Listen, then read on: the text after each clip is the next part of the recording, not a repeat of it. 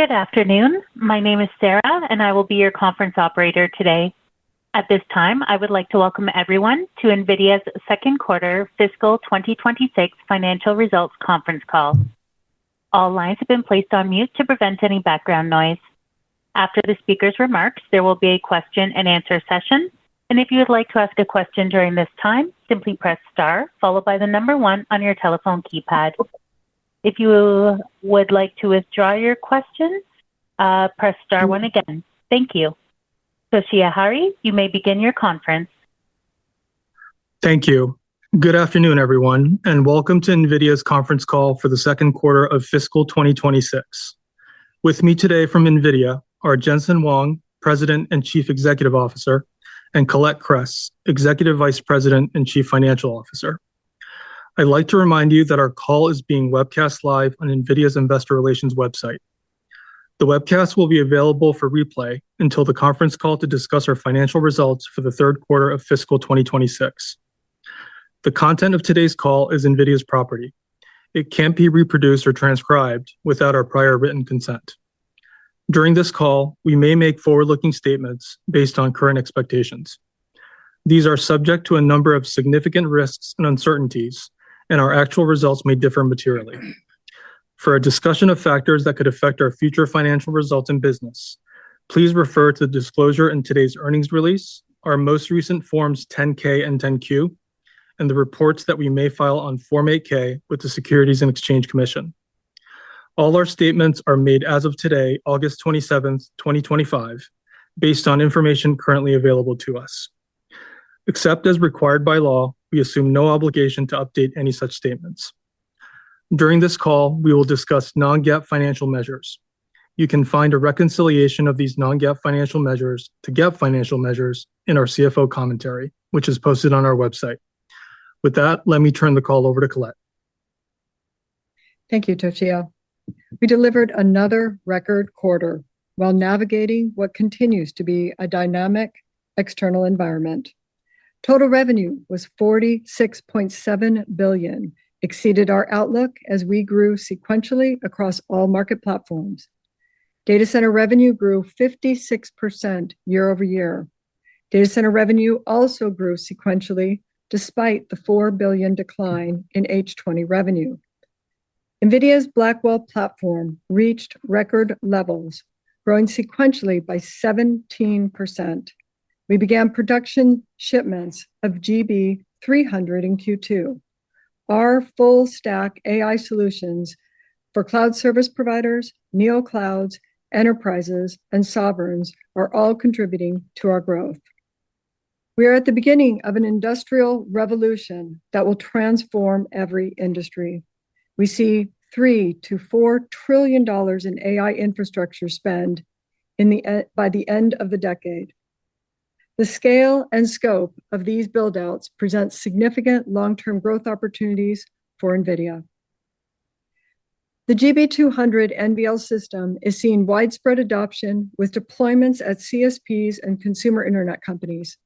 Lighthouse model builders, including OpenAI, Meta, and Mistral, are using the GB200 NVL72 at data center scale for both training next-generation models and serving inference models in production. The new Blackwell Ultra platform has also had a strong quarter, generating tens of billions in revenue. The transition to the GB300 has been seamless for major cloud service providers due to its shared architecture, software, and physical footprint with the GB200, enabling them to build and deploy GB300 racks with ease. The transition to the new GB300 rack-based architecture has been seamless. Factory builds in late July and early August were successfully converted to support the GB300 ramp, and today, full production is underway. The current run rate is back at full speed, producing approximately 1,000 racks per week. This output is expected to accelerate even further throughout the third quarter as additional capacity comes online. We expect widespread market availability in the second half of the year as CoreWeave prepares to bring their GB300 instance to market, as they are already seeing 10x more inference performance on reasoning models compared to H100. Compared to the previous Hopper generation, GB300 NVL72 AI factories promise a 10x improvement in token per watt energy efficiency, which translates to revenues as data centers are power limited. The chips of the Rubin platform are in fab. The Vera CPU, Rubin GPU, CX9 SuperNIC, NVLink 144 scale-up switch, Spectrum X scale-out and scale-across switch, and the silicon photonics processor. Rubin remains on schedule for volume production next year. Rubin will be our third-generation NVLink rack-scale AI supercomputer with a mature and full-scale supply chain. This keeps us on track with our pace of an annual product cadence and continuous innovation across compute, networking, systems, and software. In late July, the US government began reviewing licenses for sales of H20 to China customers. While a select number of our China-based customers have received licenses over the past few weeks, we have not shipped any H20 based on those licenses. USG officials have expressed an expectation that the USG will receive 15% of the revenue generated from licensed H20 sales, but to date, the USG has not published a regulation codifying such requirement. We have not included H20 in our Q3 outlook as we continue to work through geopolitical issues. If geopolitical issues reside, we should ship $2 to $5 billion in H20 revenue in Q3. And if we had more orders, we can bill more. We continue to advocate for the US government to approve Blackwell for China. Our products are designed and sold for beneficial commercial use, and every licensed sale we make will benefit the US economy, the US leadership. In highly competitive markets, we want to win the support of every developer. America's AI technology stack can be the world standard if we race and compete globally. Notably in the quarter was an increase in Hopper 100 and H200 shipments. We also sold approximately $650 million of H20 in Q2 to an unrestricted customer outside of China. The sequential increase in Hopper demand indicates the breadth of data center workloads that run on accelerated computing and the power of CUDA libraries and full stack optimizations, which continuously enhance the performance and economic value of our platform. As we continue to deliver both Hopper and Blackwell GPUs, we are focusing on meeting the soaring global demand.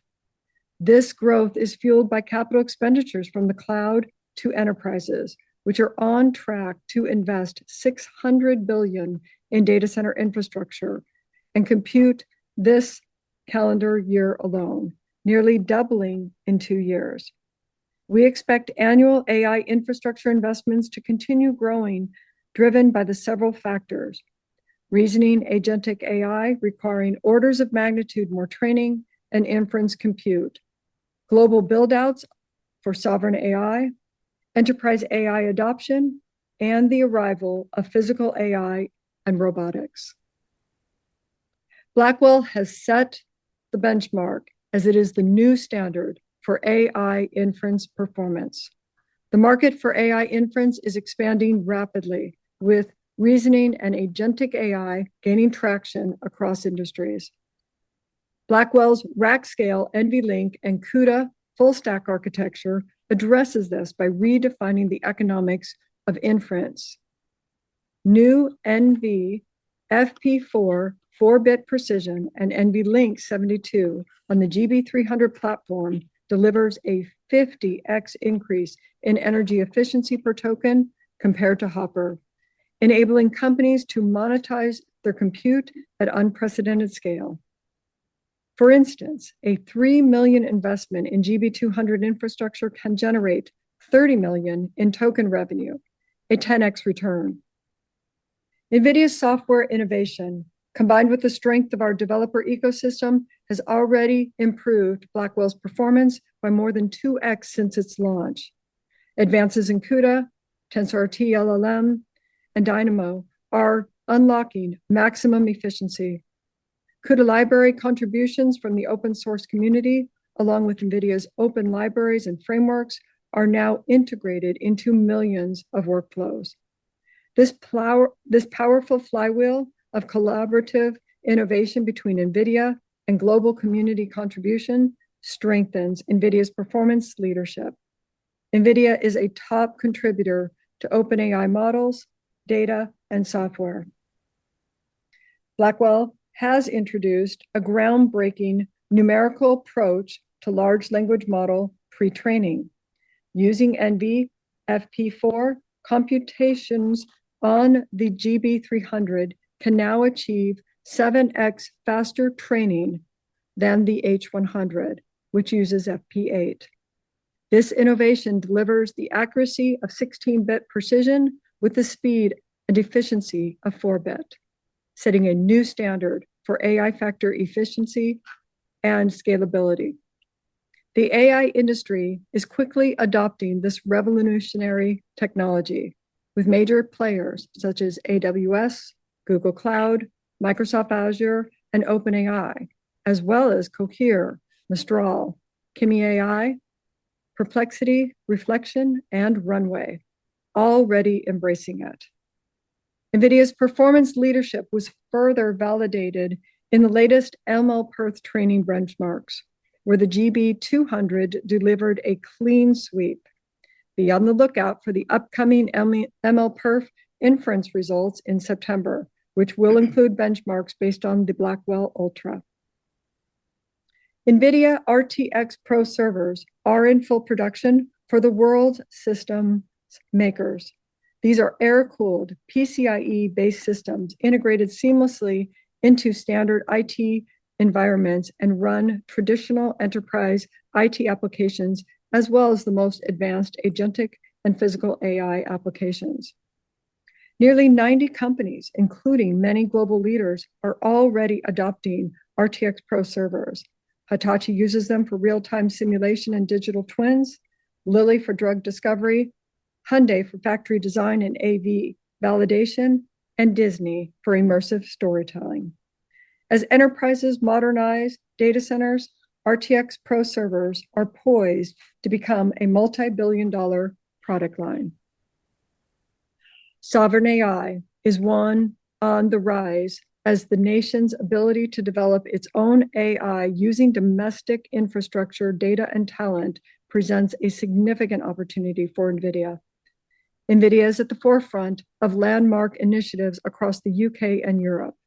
The European Union plans to invest 20 billion euros to establish 20 AI factories across France, Germany, Italy, and Spain, including 5 gigafactories, to increase its AI compute infrastructure by tenfold.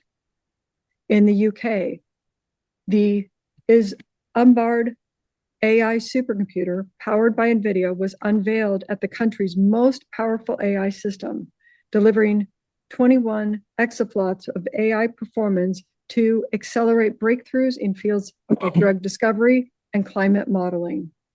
We are on track to achieve over 20 billion in sovereign AI revenue this year, more than double than that of last year.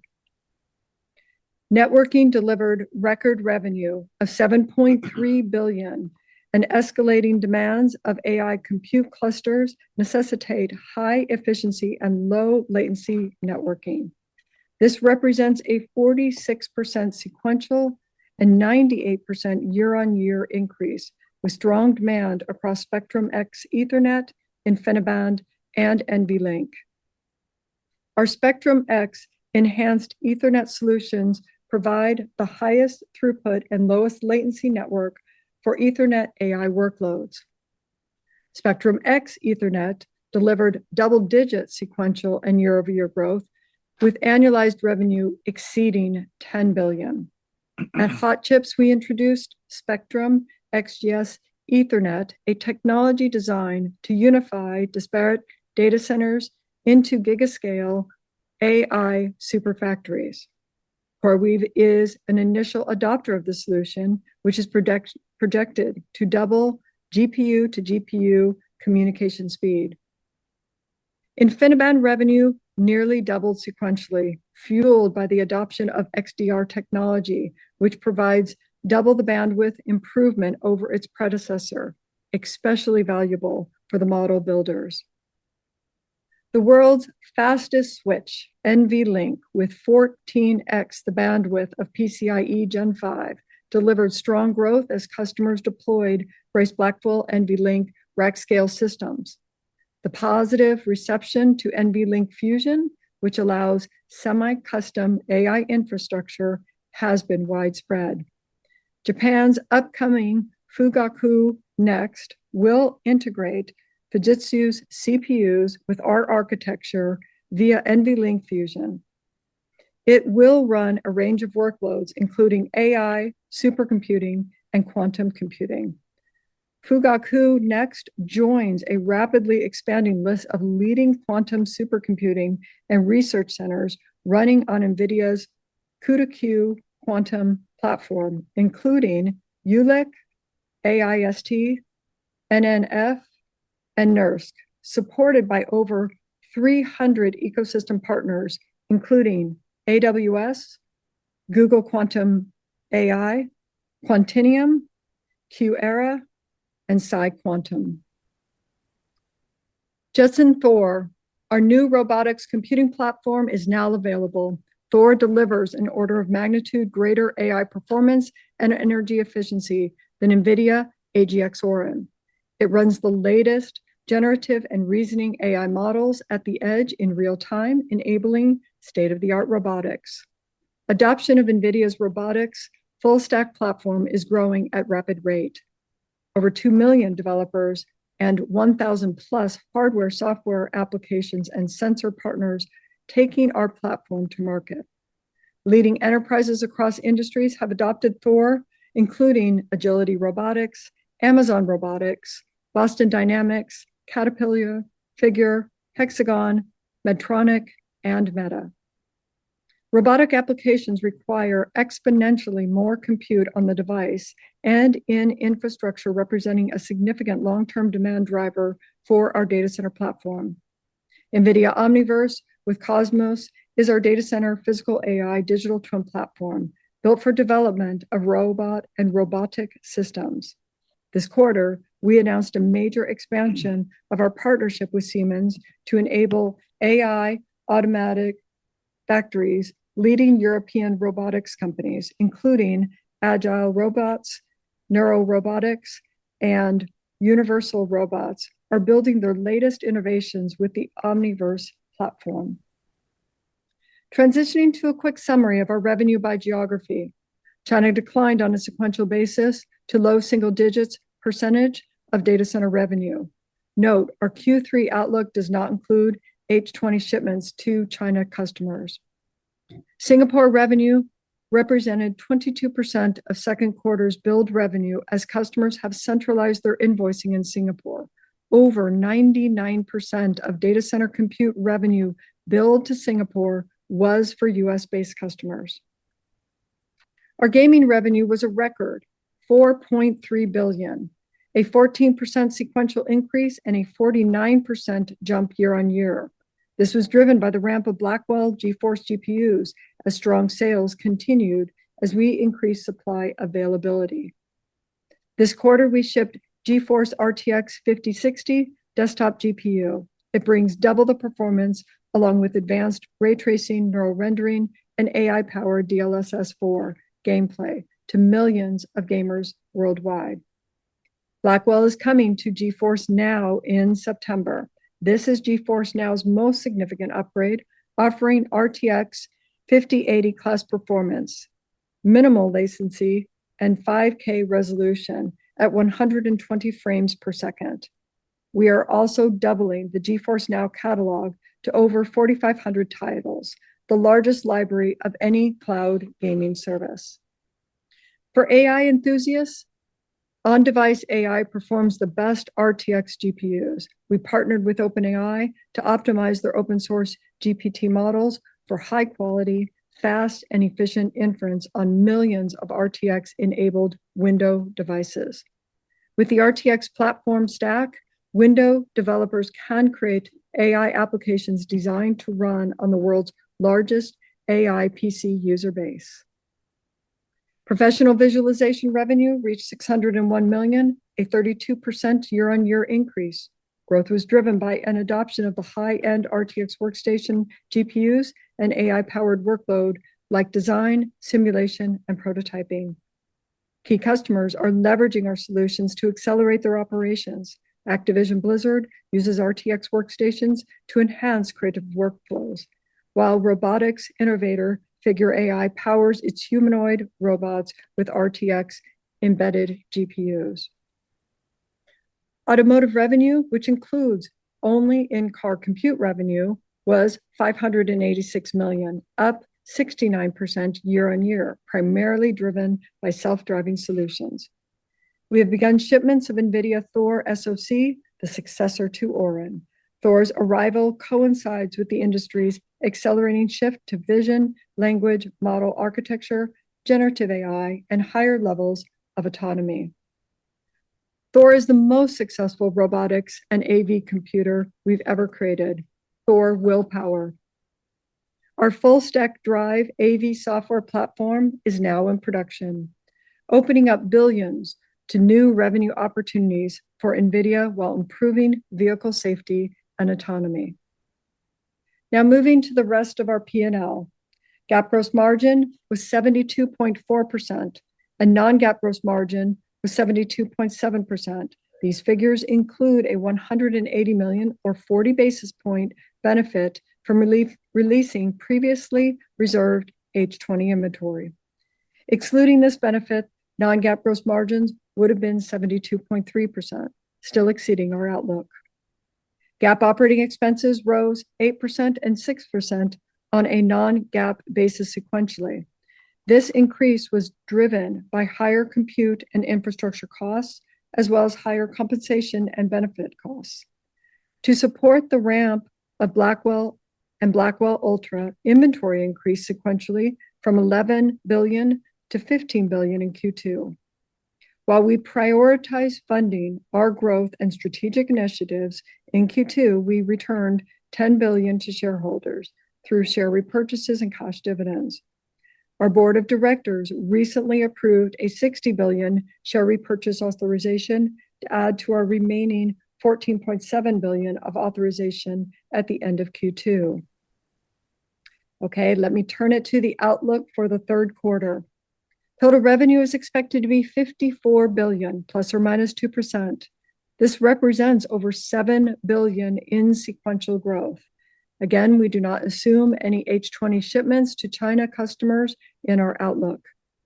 GAAP and non-GAAP gross margins are expected to be 73.3%, 73.5% respectively, plus or minus 50 basis points. We continue to expect to exit the year with non-GAAP gross margins in the mid-70s.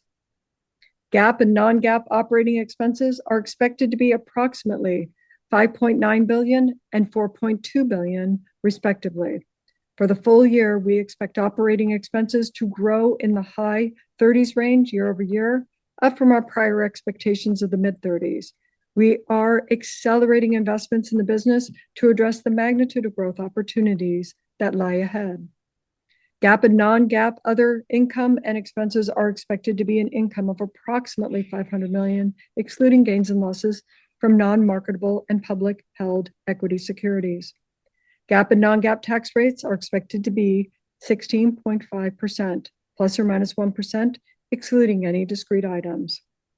Further financial data are included in the CFO commentary and other information available on our website. In closing, let me highlight upcoming events for the financial community. We will be at the Goldman Sachs Technology Conference on September 8th in San Francisco. Our annual NDR will commence the first part of October. GTC Data Center begins on October 27th, with Jensen's keynote scheduled for the 28th. We look forward to seeing you at these events. Our earnings call to discuss the results of our third quarter of fiscal 2026 is scheduled for November 19th. We will now open the call for questions. Operator, would you please poll for questions? Thank you. At this time, I would like to remind everyone, in order to ask a question, press star, then the number 1 on your telephone keypad. We'll pause for just a moment to compile the Q&A roster. As a reminder, please limit yourself to 1 question. Thank you. Your first question comes from CJ Muse with Cantor Fitzgerald. Your line is open. Yeah, good afternoon. Thank you for taking the question. I guess with wafer in to rack out lead times of 12 months, you confirmed on the call today that Rubin is on track for ramp in the second half. And obviously, many of these investments are multi-year projects contingent upon power, cooling, et cetera. I was hoping perhaps you take a high-level view and speak to your vision for growth into 2026. And as part of that, if you can kind of comment between networking data center would be very helpful. Thank you. Yeah, thanks, CJ. At the highest level of growth drivers would be the evolution, the introduction, if you will, of reasoning agentic AI. Where chatbots used to be one shot, you give it a prompt and it would generate the answer. Now the AI does research, it thinks and does a plan, and it might use tools. And so it's called long thinking. And the longer it thinks, oftentimes it produces better answers. And the amount of computation necessary for one shot versus reasoning agentic AI models could be 100 times, 1,000 times, and even potentially even more as the amount of research and basically reading and comprehension that it goes off to do.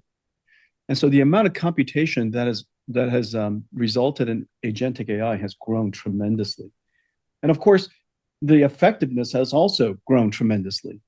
Because of agentic AI, the amount of hallucination has dropped significantly. You can now use it. You can now use tools and perform tasks. Enterprises have been opened up. As a result of agentic AI and vision language models, we now are seeing a breakthrough in physical AI, in robotics, autonomous systems. So the last year, AI has made tremendous progress. And agentic systems, reasoning systems, is completely revolutionary. Now, we built the Blackwell NVLink 72 system, a rack scale computing system for this moment. We've been working on it for several years. This last year, we transitioned from NVLink 8, which is a node scale computing. Each node is a computer, to now NVLink 72, where each rack is a computer. That disaggregation of NVLink 72 into a rack scale system was extremely hard to do, but the results are extraordinary. We're seeing orders of magnitude speed up, and therefore energy efficiency, and therefore cost effectiveness of token generation because of NVLink 72. And so over the next couple of years, you're gonna you asked about longer term. Over the next 5 years, we're gonna scale into, with Blackwell, with Rubin, and follow-ons, to scale into effectively a $3 to $4 trillion AI infrastructure opportunity. The last couple of years, you have seen that CapEx has grown in just the top 4 CSPs has doubled and grown to about $600 billion. So we're in the beginning of this build out, and the AI technology advances has really enabled AI to be able to adopt and solve problems to many different industries. Your next question comes from Vivek Arya with Bank of America Securities. Your line is open. Thanks for taking my questions. Colette, just wanted to clarify the $2 to $5 billion in China. What needs to happen, and what is the sustainable pace of that China business as you get into Q4? And then, Jensen, for you on the competitive landscape, several of your large customers already have or are planning many ASIC projects. I think one of your ASIC competitors, Broadcom, signaled that they could grow their AI business almost 55-60% next year. Any scenario in which you see the market moving more towards ASICs and away from NVIDIA GPU? Just what are you hearing from your customers? How are they managing this split between their use of merchant silicon and ASICs? Thank you. Thanks, Vivek. So let me first answer your question regarding what will it take for the H20s to be shipped. There is interest in our H20s. There is the initial set of licenses that we received. And then additionally, we do have supply that we are ready. And that's why we communicated that somewhere in the range of about $2 to $5 billion this quarter, we could potentially ship. We're still waiting on several of the geopolitical issues going back and forth between the governments and the companies trying to determine their purchases and what they want to do. So it's still open at this time, and we're not exactly sure what that full amount will be this quarter. However, if more interest arrives, more licenses arrives, again, we can also still build additional H20 and ship more as well. NVIDIA builds very different things than ASICs. But let's talk about ASICs first. A lot of projects are started. Many startup companies are created. Very few products go into production. And the reason for that is it's really hard. Accelerated computing is unlike general purpose computing. You don't write software and just compile it into a processor.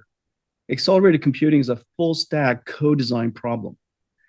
And AI factories in the last several years has become so much more complex because of the scale of the problems have grown so significantly. It's really the ultimate, the most extreme computer science problem the world's ever seen, obviously. And so the stack is complicated. The models are changing incredibly fast from generative based on autoregressive to generative based on diffusion to mixed models to multimodality. The number of different models that are coming out that are either derivatives of transformers or evolutions of transformers is just daunting. One of the advantages that we have is that NVIDIA is available in every cloud. We're available from every computer company. We're available from the cloud to on-prem to edge to robotics on the same programming model. And so it's sensible that every framework in the world supports NVIDIA. When you're building a new model architecture, releasing it on NVIDIA is most sensible. And so the diversity of our platform, both in the ability to evolve into any architecture, the fact that we're everywhere, and also we accelerate the entire pipeline. Everything from data processing to pre-training to post-training with reinforcement learning, all the way out to inference. And so when you build a data center with NVIDIA platform in it, the utility of it is best. The lifetime usefulness is much, much longer. And then I would just say that in addition to all of that, it is just a really extremely complex systems problem anymore. People talk about the chip itself. There's one ASIC, the GPU that many people talk about. But in order to build Blackwell, the platform, and Rubin, the platform, we had to build CPUs that connect fast memory, low, extremely energy efficient memory for large KV caching necessary for agentic AI, to the GPU, to a super NIC, to a scale up switch we call NVLink, completely revolutionary when we're in our 5th generation now, to a scale out switch, whether it's quantum or Spectrum X Ethernet, to now scale across switches so that we could prepare for these AI super factories with multiple gigawatts of computing all connected together. We call that Spectrum XGS. We just announced that at Hot Chips this week. And so the complications, the complexity of everything that we do is really quite extraordinary. It's just done at a really, really extreme scale now. And then lastly, if I could just say one more thing, we're in every cloud for a good reason. Not only are we the most energy efficient, our perf per watt is the best of any computing platform. And in a world of power limited data centers, perf per watt drives directly to revenues. And, you've heard me say before that in a lot of ways, the more you buy, the more you grow. And because our perf per dollar, the performance per dollar is so incredible, you also have extremely great margins. So the growth opportunity with NVIDIA's architecture and the gross margins opportunity with NVIDIA's architecture is absolutely the best.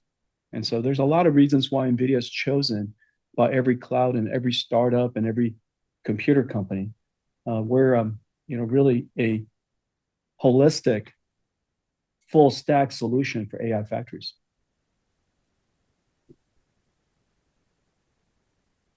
Your next question comes from Ben Reitzes with Melius. Your line is open. Hey, thanks a lot. Jensen, I wanted to ask you about your 3 to 4 trillion in data center infrastructure spend by the end of the decade. Previously, you talked about something in the 1 billion range, which I believe was just for compute by 2028. If you take past comments, 3 to 4 trillion would imply maybe 2 billion plus in compute spend. And just wanted to know if that was right. And that's what you're seeing by the end of the decade. And wondering what you think your share will be of that. Your share right now of total infrastructure compute wise is very high. So wanted to see, and also if there's any bottlenecks you're concerned about, like power, to get to the 3 to 4 trillion. Thanks a lot.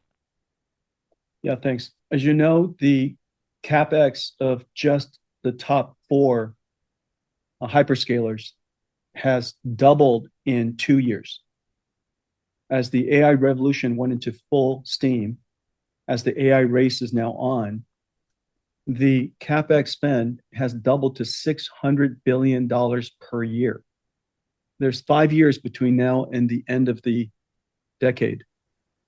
And $600 billion only represents the top 4 hyperscalers. We still have the rest of the enterprise companies building on-prem. You have cloud service providers building around the world. United States represents about 60% of the world's compute, and over time, you would think that artificial intelligence would reflect GDP scale and growth, and would be of course accelerating GDP growth, and so our contribution to that is a large part of the AI infrastructure. Out of a gigawatt AI factory, which can go anywhere from 50 to plus or minus 10%, let's say 50 to 60 billion, we represent about 35 plus or minus of that, and 35 out of 50 or so $billion for a gigawatt data center. And of course, what you get for that is not a GPU. I think people, we're famous for building the GPU and inventing the GPU, but as you know, over the last decade, we've really transitioned to become an AI infrastructure company. It takes 6 chips just to build 6 different types of chips just to build a Rubin AI supercomputer, and just to scale that out, to a gigawatt, you have hundreds of thousands of GPU compute nodes and a whole bunch of racks. And so we're really an AI infrastructure company, and we're hoping to continue to contribute to growing this industry, making AI more useful, and then very importantly, driving the performance per watt, because the world, as you mentioned, limiters, it will always likely be power limitations or AI infrastructure or AI building limitations. And so we need to squeeze as much out of that factory as possible. NVIDIA's performance per unit of energy used drives the revenue growth of that factory. it directly translates. If you have a 100 megawatt factory, per 100 megawatt drives your revenues. It's tokens per 100 megawatts of factory. In our case, also, the performance per dollar spent is so high that your gross margins are also the best. But anyhow, these are the limiters going forward, and $3 to $4 trillion is fairly sensible for the next 5 years. Next question comes from Joe Moore of Morgan Stanley. Your line is open. Great. Thank you. Congratulations on reopening the China opportunity. Can you talk about the long-term prospects there? You've talked about, I think, half of the AI software world being there. How much can NVIDIA grow in that business? And, how important is it that you get the Blackwell architecture ultimately licensed there? The China market, I've estimated to be about $50 billion of opportunity for us this year. If we were able to address it with competitive products, and if it's $50 billion this year, you would expect it to grow, say 50% per year, as the rest of the world's AI market is growing as well. It is the second largest computing market in the world, and it is also the home of AI researchers. About 50% of the world's AI researchers are in China.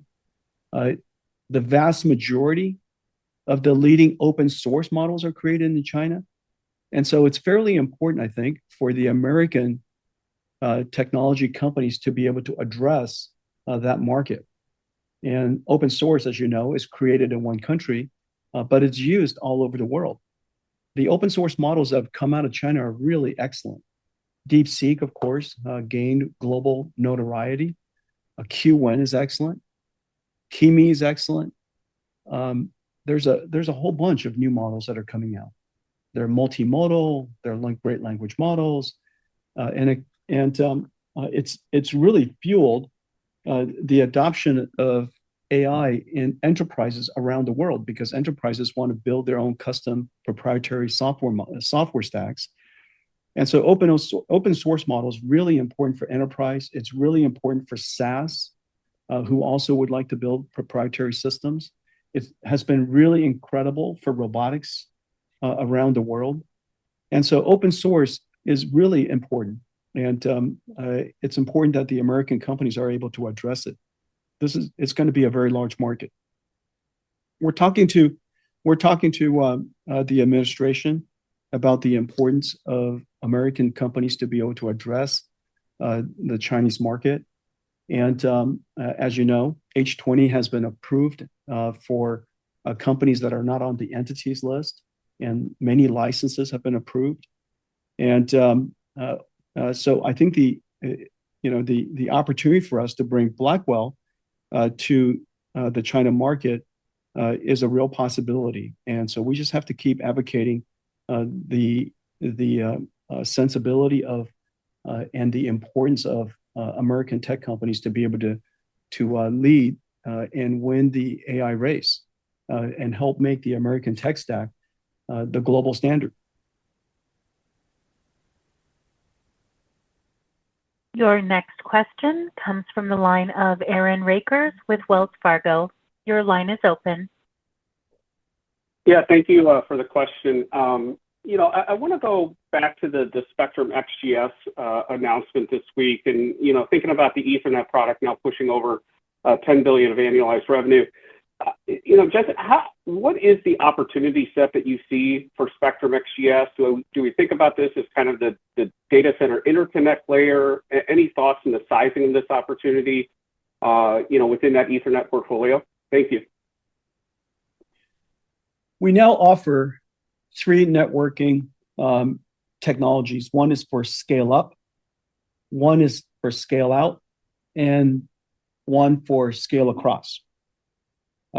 Scale up is so that we could build the largest possible virtual GPU, the virtual compute node. NVLink is revolutionary. NVLink 72 is what made it possible for Blackwell to deliver such an extraordinary generational jump over Hopper's NVLink 8. At a time when we have long thinking models, agentic AI, reasoning systems, the NVLink basically amplifies the memory bandwidth, which is really critical for reasoning systems. And so NVLink 72 is fantastic.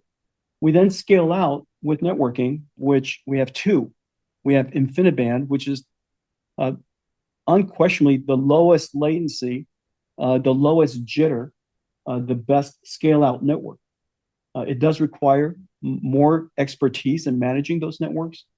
And for supercomputing, for the leading model makers, InfiniBand, quantum InfiniBand is the unambiguous choice. If you were to benchmark an AI factory, the ones with InfiniBand are the best performance. For those who would like to use Ethernet, because their whole data center is built with Ethernet, we have a new type of Ethernet called Spectrum Ethernet. Spectrum Ethernet is not off the shelf. It has a whole bunch of new technologies designed for low latency and low jitter and congestion control. And it has the ability to come closer, much, much closer to InfiniBand than anything that's out there. And we call that Spectrum X Ethernet. And then finally, we have Spectrum XGS, a gigascale for connecting multiple data centers, multiple AI factories into a super factory, a gigantic system.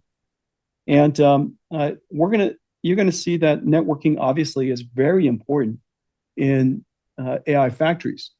In fact, choosing the right networking, the performance, the throughput improvement, going from 65% to 85% or 90%, that kind of step up because of your networking capability effectively makes networking free.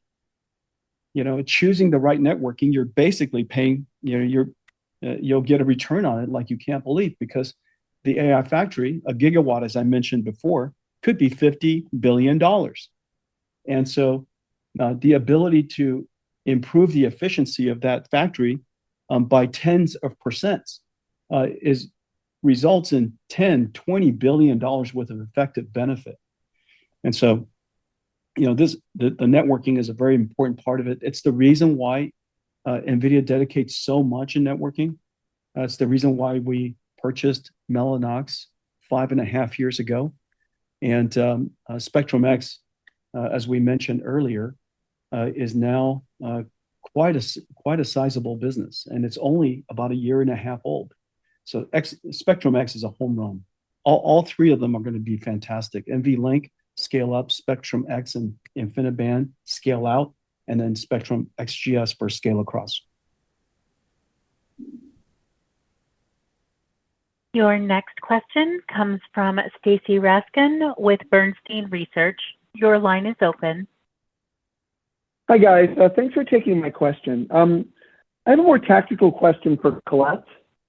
So on the guide, you're up, over $7 billion. The vast bulk of that is going to be from data center. How do I think about apportioning that $7 billion out across Blackwell versus Hopper versus networking? I mean, it looks like Blackwell was probably $27 billion in the quarter, up from maybe 23 last quarter. Hopper's still $6 or $7 billion post the H20. Do you think the Hopper strength continues? Just how do I think about parsing that $7 billion out across those three different components? Thanks, Stacy, for the question. First part of it, looking at our growth between Q2 and Q3, Blackwell is still going to be the lion's share of what we have in terms of data center. But keep in mind that helps both our compute side as well as it helps our networking side, because we are selling those significant systems that are incorporating the NVLink that Jensen just spoke about. Selling Hopper, we are still selling it. H100, H200s, we are. But again, they are HGX systems, and I still believe our Blackwell will be the lion's share of what we're doing on there. So we'll continue. We don't have any more specific details in terms of how we'll finish our quarter, but you should expect Blackwell again to be the driver of the growth.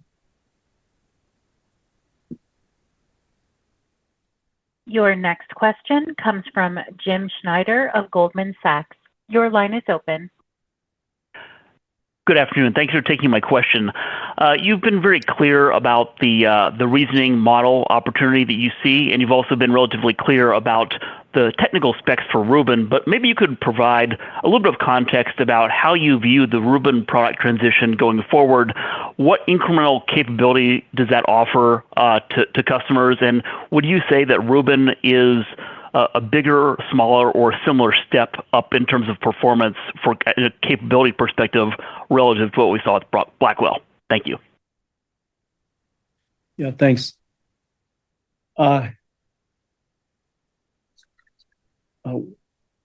Rubin,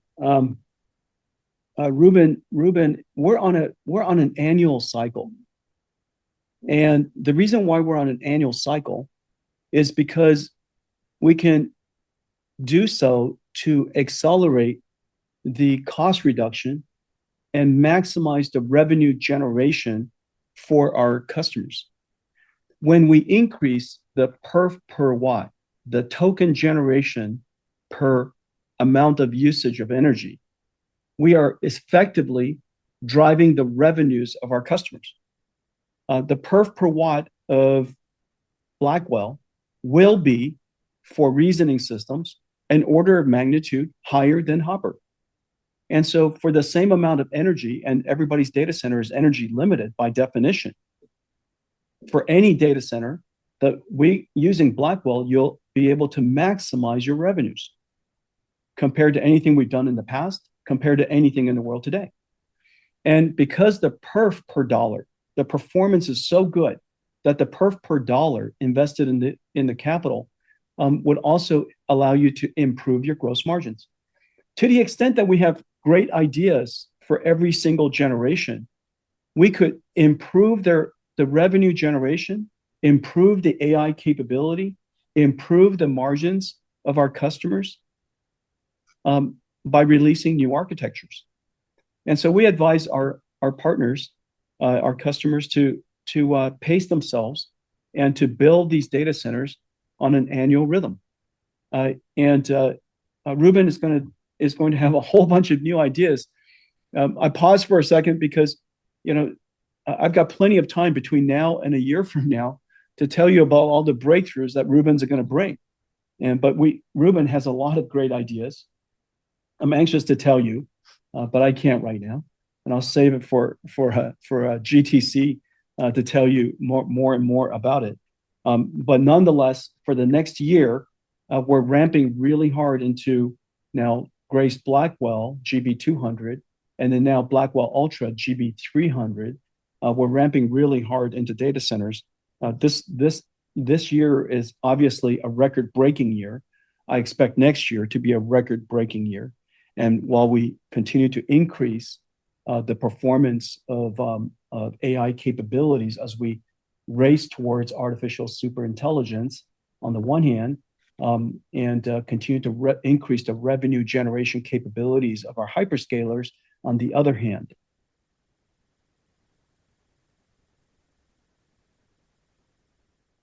Your final question comes from Timothy Arcuri with UBS. Your line is open. Thanks a lot. Jensen, I wanted to ask you, just answer the question. You threw out a number. You said 50% CAGR for the AI market. So I'm wondering how much visibility that you have into next year. Is that kind of a reasonable bogey in terms of how much your data center revenue should grow next year? I would think you'll grow at least in line with that CAGR. And maybe are there any puts and takes to that? Thanks. Well, I think that the best way to look at it is we have reasonable forecasts from our large customers for next year, a very, very significant forecast. And we still have a lot of businesses that we're still winning and a lot of startups that are still being created. Don't forget that the number of startups for AI native startups was 100 billion was funded last year. This year, the year's not even over yet. It's 180 billion funded. If you look at AI native, the top AI native startups that are generating revenues, last year was $2 billion. This year is $20 billion. Next year, being 10 times higher than this year is not inconceivable. And the open source models is now opening up large enterprises, SaaS companies, industrial companies, robotics companies to now join the AI revolution, another source of growth. And whether it's AI natives or enterprise SaaS or industrial AI or startups, we're just seeing just enormous amount of interest in AI and demand for AI. Right now, the buzz is, I'm sure all of you know about the buzz out there. The buzz is everything sold out. H100 is sold out. H200s are sold out. Large CSPs are coming out renting capacity from other CSPs. And so the AI native startups are really scrambling to get capacity so that they could train their reasoning models. And so the demand is really, really high. But the long-term outlook between where we are today, CapEx has doubled in 2 years. It is now running about $600 billion a year just in the large hyperscalers. For us to grow into that $600 billion a year, representing a significant part of that CapEx, isn't unreasonable. And so I think the next several years, surely through the decade, we see just really fast growing, really significant growth opportunities ahead. Let me conclude with this. Blackwell is the next generation AI platform the world's been waiting for. It delivers an exceptional generational leap. NVIDIA's NVLink 72 rack scale computing is revolutionary, arriving just in time as reasoning AI models drive order of magnitude increases in training and inference performance requirement. Blackwell Ultra is ramping at full speed and the demand is extraordinary. Our next platform, Rubin, is already in fab. We have 6 new chips that represents the Rubin platform. They've all taped out to TSMC. Rubin will be our 3rd generation NVLink rack scale AI supercomputer. And so we expect to have a much more mature and fully scaled up supply chain. Blackwell and Rubin AI factory platforms will be scaling into the $3 to $4 trillion global AI factory build out through the end of the decade. Customers are building ever greater scale AI factories from thousands of Hopper GPUs in tens of megawatt data centers to now hundreds of thousands of Blackwells in 100 megawatt facilities. And soon we'll be building millions of Rubin GPU platforms powering multi-gigawatt, multi-site AI super factories. With each generation, demand only grows. One-shot chatbots have evolved into reasoning agentic AI that research, plan, and use tools, driving orders of magnitude jump in compute for both training and inference. Agentic AI is reaching maturity and has opened the enterprise market to build domain and company-specific AI agents for enterprise workflows, products, and services. The age of physical AI has arrived, unlocking entirely new industries in robotics, industrial automation. Every industrial company will need to build 2 factories, one to build the machines and another to build their robotic AI. This quarter, NVIDIA reached record revenues and an extraordinary milestone in our journey. The opportunity ahead is immense. A new industrial revolution has started. The AI race is on. Thanks for joining us today, and I'll look forward to addressing you next week, next earnings call. Thank you. This concludes today's conference call. You may now disconnect.